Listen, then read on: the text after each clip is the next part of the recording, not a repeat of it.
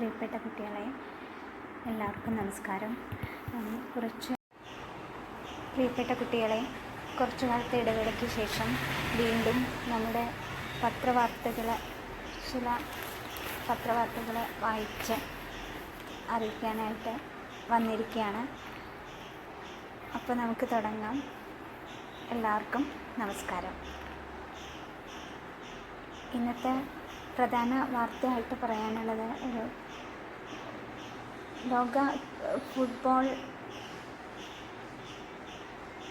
ലോകകപ്പ് ഫുട്ബോൾ ടീമിൽ ഒരു മലയാളി ഇടം പിടിച്ചൊരു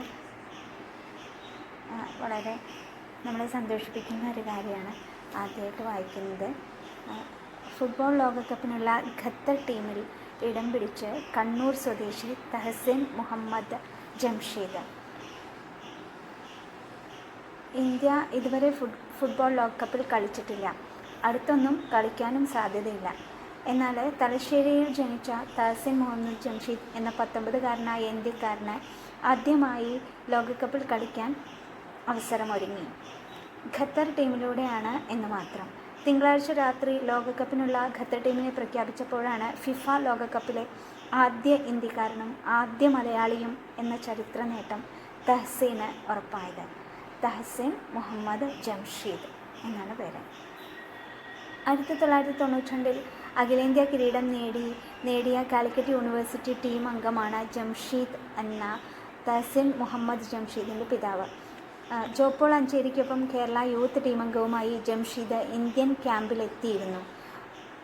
പരിക്കിനെ തുടർന്ന് കളി നിർത്തി 23-ാം വയസ്സിൽ ഖത്തറിലെത്തി. തനിക്ക് കിട്ടാതെ പോയ ഫുട്ബോൾ ജീവിതം മകനിലൂടെ സാക്ഷാത്കരിക്കുന്ന ജംഷീദിൻ്റെയും അഭിമാന മുഹൂർത്തമാണ് ഇത്. വിങ്ങറായ തഹസിൻ ഖത്തറിൻ്റെ ഫുട്ബോൾ കളിത്തൊട്ടിലായ ആസ്പെയറിലൂടെയാണ് വളർന്നത്. 2021 ഖത്തർ അണ്ടർ-16 ടീമിലെത്തി. അണ്ടർ-17, അണ്ടർ-19 ടീമുകളിലൂടെ ദേശീയ ടീമിലും എത്തി. ഒപ്പം അൽ ദുഹൈലിലെത്തി. 2024 ജൂണിൽ ലോകകപ്പ് യോഗ്യതാ റൗണ്ടിൽ അഫ്ഗാനിസ്ഥാനെതിരായ മത്സരത്തോടെ ഖത്തർ സീനിയർ ടീമിൽ തുടക്കം കുറിച്ചു. വിങ്ങിലെ അപാര വേഗവും പന്തടക്കവുമാണ് തഹസിൻ്റെ പ്രത്യേകത. സ്പെയിൻകാരനായ ഖത്തർ കോച്ച് ജുലൻ ലോപെറ്റഗുയിയുടെ ടീം പ്ലാനിങ്ങിൽ തഹസിനുമുണ്ട്. ജൂൺ 11 തുടങ്ങുന്ന ലോകകപ്പിൽ കാനഡയും ബോസ്നിയയും സ്വിറ്റ്സർലൻഡും അടങ്ങുന്ന ഗ്രൂപ്പിലാണ് ഖത്തർ ഉള്ളത്.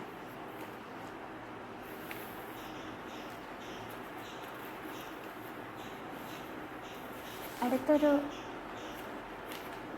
വാർത്ത വന്നിട്ടുള്ളത് അജ്ഞാതയല്ല, മുംബൈയിലുണ്ട് നാടൻ പെൺകിടാവ് എന്ന തലക്കെട്ടോടെയാണ്. ഒരു നാടൻ പെൺകിടാവിൻ്റെ ലണ്ടൻ യാത്ര എന്ന യാത്രാ വിവരണ ഗ്രന്ഥം 1958 പ്രസിദ്ധീകരിച്ചതാണ്. പാലക്കാട്ടെ വാണിയംകുളം എന്ന ഗ്രാമത്തിൽ ജനിച്ച് 1956 ലണ്ടനിലേക്ക് കപ്പലിൽ പോയ ഒരു 18കാരിയുടെ അനുഭവക്കുറിപ്പുകളാണ് ഇത്. എഴുത്തുകാരിയുടെ പേരായിട്ട് പുസ്തകച്ചട്ടയിൽ ചേർത്തത് നാടൻ പെൺകിടാവ് എന്നു മാത്രമാണ്. എന്നാൽ അജ്ഞാതയായി തുടർന്ന ആ പെൺകുട്ടി 88-ാം വയസ്സിൽ മുംബൈയിലുണ്ട് എന്ന് അറിഞ്ഞു. വിലാസിനി നാരായണൻ എന്നാണ് ആ നാടൻ പെൺകിടാവിൻ്റെ പേര്. പരേതയായ ഡോക്ടർ CR നാരായണൻ്റെ ഭാര്യയാണ്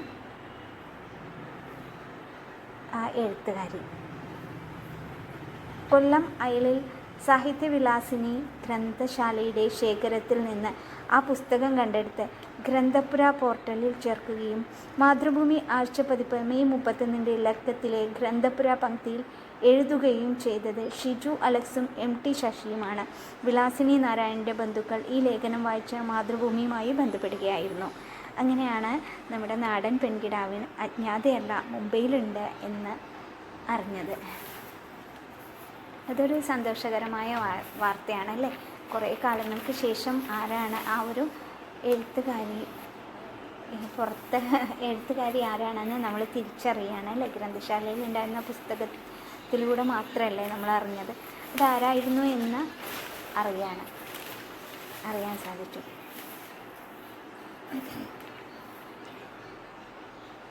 ഇനി വളരെ പ്രധാനപ്പെട്ട ഒരു വാർത്തയുള്ളത്, ഒരു തലക്കെട്ട് പറഞ്ഞത് നിയമം നിർമ്മിക്കുന്നുണ്ടോ നിയമസഭ എന്ന ചോദ്യത്തോടെയാണ്. ഇങ്ങനെ പോരാ എന്ന ഉത്തരവും. അതായത് നിയമനിർമ്മാണ ഘട്ടത്തിൽ MLA-മാരുടെ ഇടപെടൽ അർത്ഥവത്താകുന്നില്ല എന്നാണ് ഈ പഠനത്തിലൂടെ പറയുന്നത്. നിയമസഭയുടെ ധർമ്മം നിയമനിർമ്മാണമാണെങ്കിലും അക്കാര്യത്തിൽ നിയമസഭാംഗങ്ങളുടെ പങ്ക് വളരെ ദുർബലമെന്നാണ് പഠനം പറയുന്നത്. നിയമം പാസാക്കാൻ വോട്ട് ചെയ്യുന്ന എന്നതിനപ്പുറം നിയമനിർമ്മാണത്തിൽ നിയമസഭയ്ക്ക് പങ്കില്ലാത്തൊരു സ്ഥിതിയാണ്. മുൻ chief whip doctor N. Jayaraj, Gulati institute അധ്യാപകനായ ഡോക്ടർ റെൽഫി പോൾ എന്നിവർ ബജറ്റ് ആൻഡ് ലെജിസ്ലേറ്റീവ് റിസർച്ച് എന്ന പഠന കൂട്ടായ്മയ്ക്ക് വേണ്ടി തയ്യാറാക്കിയ 15ാം സഭയെക്കുറിച്ചുള്ള വിലയിരുത്തൽ റിപ്പോർട്ട് ഇത് സംബന്ധിച്ച് കണക്ക് നിർത്തുന്നുണ്ട്. ഇതിൽ പറയുന്ന കണക്ക് പ്രകാരം ഉത്തരം കിട്ടാത്ത 2992 ചോദ്യങ്ങൾ ഉണ്ട്. 15ാം നിയമസഭയിൽ ഉത്തരം കിട്ടാതെ പോയത് 2992 ചോദ്യങ്ങൾക്ക്. 14ാം സഭയിൽ ഉത്തരം കിട്ടാത്ത ചോദ്യങ്ങൾ 2581. സഭയിൽ ഉത്തരം നൽകാൻ പരിമിതിയുണ്ട് എങ്കിലും സഭാ സൈറ്റിലെങ്കിലും മറുപടി നൽകേണ്ടതാണെന്ന് പഠനം ചൂണ്ടിക്കാണിക്കുന്നു. ഇത്രമാത്രമാണ് അതിനെപ്പറ്റി പറഞ്ഞിട്ടുള്ളത്. ഇത്രയും കാര്യങ്ങൾ പ്രധാനമായിട്ട്. സുപ്രീം കോടതിയിൽ 5 ജഡ്ജിമാർ സ്ഥാനമേറ്റു. ന്യൂഡൽഹി. സുപ്രീം കോടതിയിൽ 5 ജഡ്ജിമാർ ചൊവ്വാഴ്ച സത്യപ്രതിജ്ഞ ചെയ്ത് സ്ഥാനമേറ്റു. വിവിധ ഹൈക്കോടതികളിൽ ചീഫ് ജസ്റ്റിസുമാരായിരുന്ന ഷിൽനാഗോ, പഞ്ചാബ് ഹരിയാന ഹൈക്കോടതി, ശ്രീ ചന്ദ്രശേഖർ, ബോംബെ ഹൈക്കോടതി, സഞ്ജീവ് സച്ദേവ, മധ്യപ്രദേശ് ഹൈക്കോടതി, അരുൺ പല്ലി, ജമ്മുകശ്മീർ ആൻഡ് ലഡാക്ക് എന്നിവരും സുപ്രീം കോടതിയിലെ മുതിർന്ന അഭിഭാഷക V. മോഹനയുമാണ് ജഡ്ജിമാരായിട്ട് ചുമതലയേറ്റത്. ചീഫ് ജസ്റ്റിസ് സൂര്യകാന്ത് ഇവർക്ക് സത്യവാചകം ചൊല്ലിക്കൊടുത്തു. ഇപ്പോഴത്തെ നമ്മുടെ സുപ്രീം കോടതി ചീഫ് ജസ്റ്റിസാണ് സൂര്യകാന്ത്. അദ്ദേഹം ഇവർക്ക് സത്യപ്രതിജ്ഞ ചൊല്ലിക്കൊടുത്തു. ജഡ്ജിമാരുടെ എണ്ണം 37 ഉയർത്തിയത് ഈ അടുത്താണ്.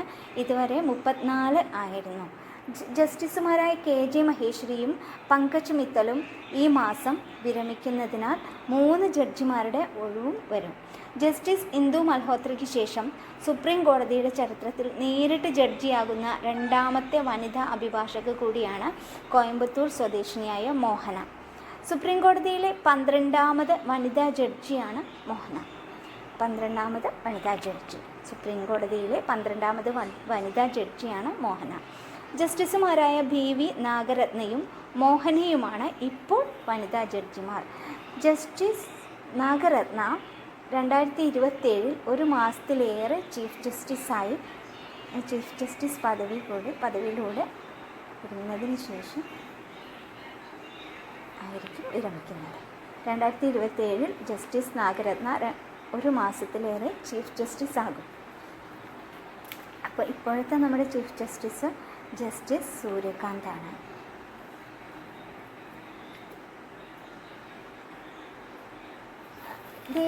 മറ്റൊരു വാർത്തയാണ്. ദേശീയ പഞ്ചായത്ത് പുരസ്കാരങ്ങൾ ഇന്ന് സമ്മാനിക്കും. ന്യൂഡൽഹി. 2025 ദേശീയ പഞ്ചായത്ത് പുരസ്കാരങ്ങൾ ബുധനാഴ്ച ഡൽഹിയിൽ സമ്മാനിക്കും. കേരളത്തിലെ 4 പഞ്ചായത്തുകൾക്ക് പുരസ്കാരമുണ്ട്. രാജ്യത്തെ മികച്ച ബ്ലോക്ക് പഞ്ചായത്തിനുള്ള നാനാജി ദേശ്മുഖ് സർവോത്തം പഞ്ചായത്ത് സതത് വികാസ് പുരസ്കാരം ആലപ്പുഴ ജില്ലയിലെ ഹരിപ്പാട് ബ്ലോക്ക് പഞ്ചായത്തിനാണ്. സ്വയം പര്യാപ്തമായ അടിസ്ഥാന സൗകര്യങ്ങളുടെ കാര്യത്തിൽ കോട്ടയം ജില്ലയിലെ മേലുകാവ് പഞ്ചായത്ത് 1ാം സ്ഥാനം നേടി. ശിശു സൗഹൃദ വിഭാഗത്തിൽ തിരുവനന്തപുരം ജില്ലയിലെ ഒറ്റൂർ പഞ്ചായത്തും ആരോഗ്യക്ഷേമ പഞ്ചായത്ത് വിഭാഗത്തിൽ പത്തനംതിട്ടയിലെ നിരണം പഞ്ചായത്തും 3ാം സ്ഥാനം നേടി. ഇവർക്ക് ദീൻദയാൽ ഉപാധ്യായ പഞ്ചായത്ത് സതത് വികാസ് പുരസ്കാരം നൽകും. അത് കേരളത്തിലെ പഞ്ചായത്തുകൾ അതിൽ ഉൾപ്പെട്ടു എന്നുള്ളത് വളരെ സന്തോഷപ്രദമായ ഒരു വാർത്തയാണ് അല്ലേ. അടുത്തതായിട്ട് നമ്മുടെ ഷാനിമോൾ ഉസ്മാൻ ഡെപ്യൂട്ടി സ്പീക്കർ എന്നൊരു വാർത്തയുണ്ട്. തിരുവനന്തപുരം 16ാം കേരള നിയമസഭ. ഇപ്പോൾ നിലവിലുള്ളത് 16ാം കേരള നിയമസഭയാണ്. 16ാം കേരള നിയമസഭയിൽ സഭയുടെ ഡെപ്യൂട്ടി സ്പീക്കറായിട്ട് മുതിർന്ന കോൺഗ്രസ് വനിതാ നേതാവ് ഷാനിമോൾ ഉസ്മാനെ തിരഞ്ഞെടുത്തു. കേരള നിയമസഭയിലെ 4ാമത്തെ വനിതാ ഡെപ്യൂട്ടി സ്പീക്കറാണ് ഇവർ. 36 വർഷത്തിന് ശേഷമാണ് സഭയ്ക്ക് വനിതാ ഡെപ്യൂട്ടി സ്പീക്കർ വരുന്നത്.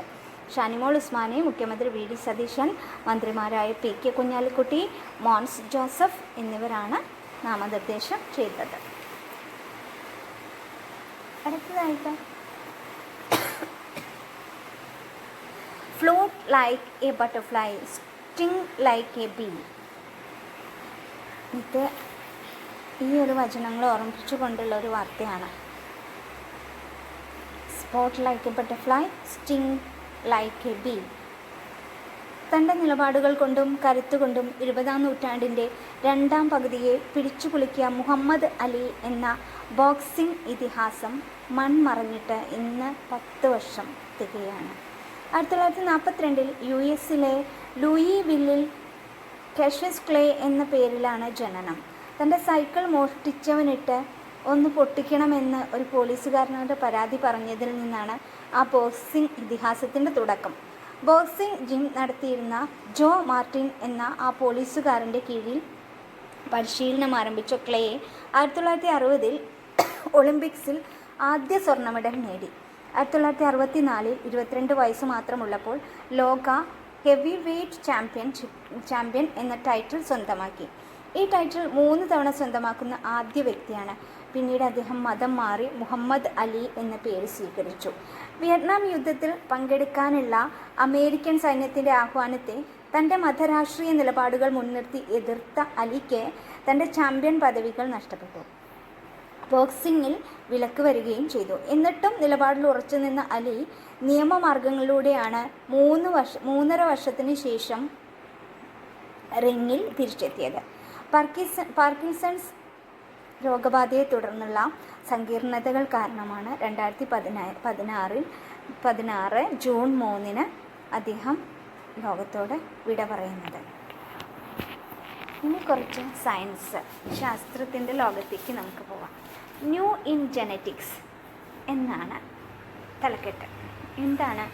ജീവശാസ്ത്ര ലോകം 1 നൂറ്റാണ്ടിലേറെയായിട്ട് വിശ്വസിച്ചു പോരുന്ന പരമ്പരാഗത ജനിതക നിയമങ്ങളുണ്ട്. അത് തിരുത്തി എഴുതുന്ന പുതിയ കണ്ടെത്തലുമായിട്ടാണ് ശാസ്ത്രജ്ഞന്മാർ വന്നിട്ടുള്ളത്. അടിസ്ഥാന DNA ഘടനയിൽ മാറ്റമില്ലാതെ മാതാപിതാക്കളുടെ ചില പാരമ്പര്യ ഗുണങ്ങൾ മക്കളിലേക്ക് കൈമാറ്റം ചെയ്യപ്പെടുന്നത് പ്രകൃതിയുടെയും സാഹചര്യങ്ങളുടെയും സ്വാധീനം മൂലമാണ് എന്ന് എപ്പിജെനറ്റിക്സ്, അതായത് എലികളിൽ നടത്തിയ പഠനത്തിൽ കണ്ടെത്തി. ചുറ്റുപാടുകളിലൂടെയും പ്രകൃതിയിലൂടെയും സമ്മർദ്ദങ്ങളോട് പെട്ടെന്ന് പൊരുത്തപ്പെടാനും പുതിയ ഗുണങ്ങൾ വേഗത്തിൽ ആർജിക്കാനുമുള്ള ഈ രീതി ജീവികളെ സഹായിക്കും എന്നാണ് നിരീക്ഷണം. ജനിതക ശാസ്ത്രത്തിൻ്റെ പിതാവായ ഗ്രിഗർ മെൻഡലിൻ്റെ നിയമങ്ങളെ ലംഘിക്കുന്നതാണ് ഈ കണ്ടെത്തലുകൾ. മാതാപിതാക്കളിൽ നിന്ന് സന്തതികളിലേക്ക് സ്വഭാവവിശേഷങ്ങൾ എങ്ങനെ കൈമാറ്റം ചെയ്യപ്പെടുന്നുവെന്ന് ജനിതകശാസ്ത്രത്തിൽ വിശദീകരിക്കുന്നതാണ് ഗ്രിഗർ മെൻഡലിൻ്റെ പാരമ്പര്യ നിയമങ്ങൾ, അതായത് ലോ ഓഫ് ഇൻഹെറിറ്റൻസ്. പയറു ചെടികളിൽ നടത്തിയ പരീക്ഷണങ്ങളിലൂടെയാണ് അദ്ദേഹം ഇവ കണ്ടെത്തിയത്. എന്നാൽ പുതിയ പഠനത്തിൽ ശാസ്ത്രജ്ഞർ പരിശോധിച്ച പാരമ്പര്യ ഗുണങ്ങളിൽ 7% മുൻ നിയമങ്ങൾക്ക് വിരുദ്ധവും തീർത്തും അപ്രതീക്ഷിതവുമായിരുന്നു.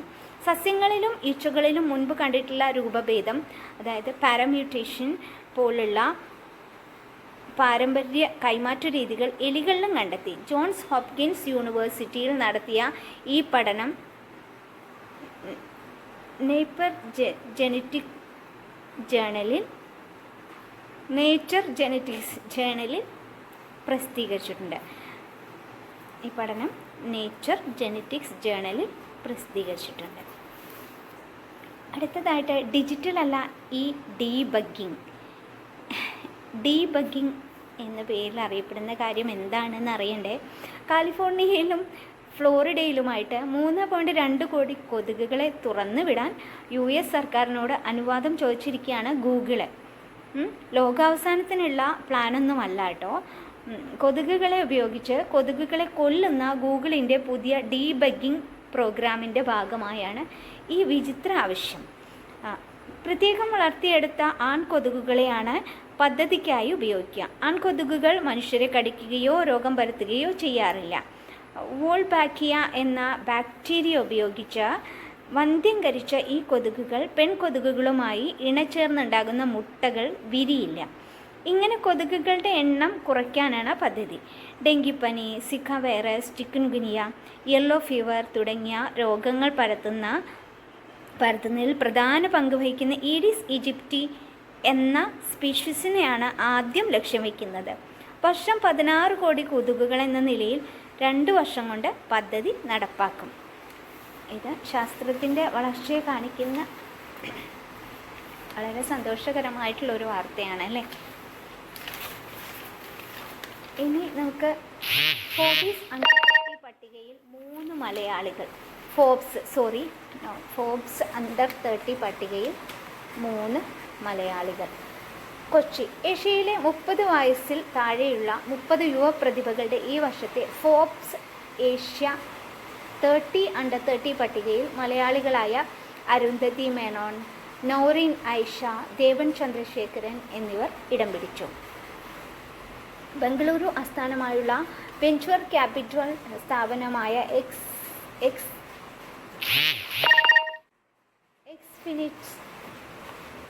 എക്സ്ഫിനിറ്റി വെഞ്ചർ പാർട്ട്നേഴ്സിൻ്റെ അസോസിയേറ്റ് വൈസ് പ്രസിഡൻ്റാണ് 28-കാരിയായ അരുന്ധതി.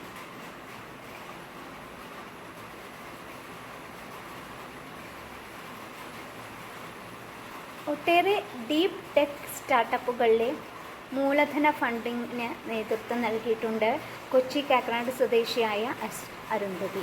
ബംഗളൂരുവിലാണ് വളർന്നത്. ഫിനാൻസ് വെഞ്ചർ ക്യാപിറ്റൽ വിഭാഗത്തിലാണ് ഈ പട്ടികയിൽ ഇടം നേടിയത്. സോഷ്യൽ ഇമ്പാക്റ്റ് വിഭാഗത്തിലാണ് കൊച്ചി ആസ്ഥാനമായുള്ള ഫെമി സേഫിൻ്റെ കോ ഫൗണ്ടറായ നൗറീൻ പട്ടികയിൽ ഇടം പിടിച്ചത്.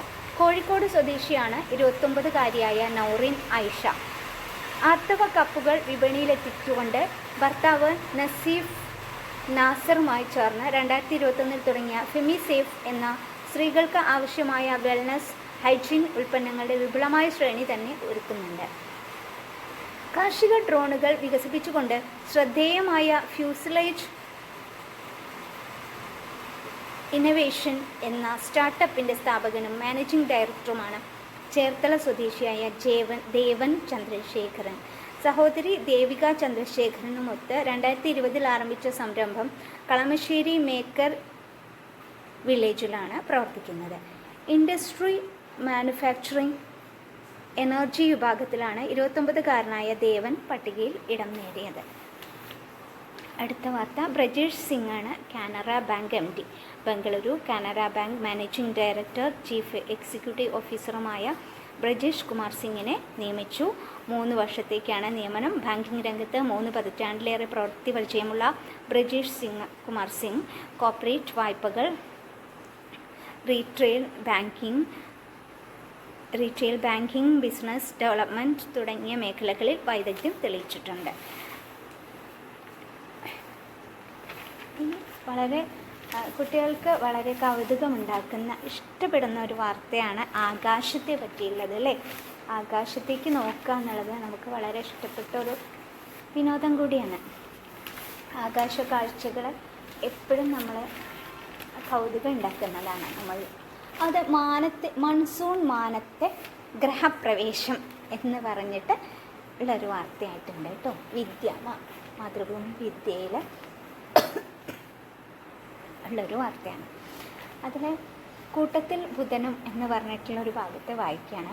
ജൂൺ 16, 17, 18 ദിവസങ്ങളിൽ ചന്ദ്രക്കല എത്തുന്നതോടെ ഈ ആകാശവിരുന്നിന് ഒരു മായിക പരിവേഷമുണ്ടാകും.